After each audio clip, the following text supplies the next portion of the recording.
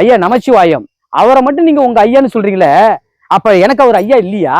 எனக்கு ஒரு ஐயா தான். இந்த திருவண்ணாமலையும் சரி, பற்ற பொதுமக்கள் உலகத்துல இருக்கிற அத்தனை பேரும் சரி, ஒரு உத்ராட்சத்தை கட்டிட்டு போறப்ப சிவபெருமானா நினைச்சு திருவடியை வணங்கணும். அவன் இப்படி திமிரா போறான். எப்படியே சிவபெருமான் எனக்கு மட்டும்தான் சொன்னான், சிவபெருமான் எனக்கு மட்டும்தான் சொன்னான் அப்படின்னு போறான். அப்படின்னு சொல்றவனுக்கு சிவபெருமான் எப்படி ஆட்கொள்வாரு?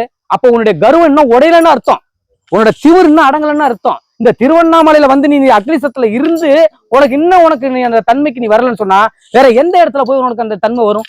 சொல்லுங்க, எந்த இடத்துல போய் வரும்? போறவன் ஒரு சின்ன குழந்தை கட்டி இருந்தாலும் சரி, திருநீரை மட்டும் அள்ளி கொடுத்து, உத்ராசத்தை மட்டும் கையில கொடுத்து நமச்சிவாயன்னு சொல்றான். எதுக்கு சொல்றான்? நான் அடிக்கடி சொல்றேன், இங்க எத்தனையோ சாதுக்கள், சன்னியாசிகள், சித்தர்கள், மகான்கள்லாம் சிவபெருமான் நேரா வந்து இறங்க போறது இல்ல, அவரு ரூபத்தில் இருக்கிற நாமள அவர் தேர்ந்தெடுத்துக்கிட்டாரு. என்ன தேர்ந்தெடுத்திருக்கிறாரு? மகனே, பலாயிரம் கோடி பேரை நான் பெத்து வச்சிருக்கிறேன்டா, எனக்கு நிகரா என்ன தொட்டு நீ அபிஷேகம் பண்ணக்கூடிய தகுதி உனக்கு தாண்டா இருக்கு, என்னை நீ வணங்கக்கூடிய தகுதி உனக்கு மட்டும் தாண்டா இருக்கு, உனக்காக இந்த காவி உடைய நான் உனக்கு தரேன்டா, நான் எரிக்க முடியாதுடா, நீ எரிச்சிக்கடா, நீ பேசுடா, உனக்கு எதா இருந்தாலும் பக்கத்துணையா நான் இருக்கேன்டா அப்படின்னு சொல்றாரு நம்ம அப்பா. அதனால தயவு செய்து இப்ப நம்ம சொன்னதுனால நான் வந்து உங்களை திருத்த வரல, எனக்கு அவரை சொல்ல இருக்காரு, நான் அதை சொல்றேன். ஏத்துக்கிறது ஏத்துக்காத அவரு இல்லையா, என்னைக்காவது ஒரு நாள் அவர் கண்டிப்பா அவர் உணர்த்தி உன்னை சரி செஞ்சு நாம எல்லாரையும் நல்லா வச்சிருப்பார்.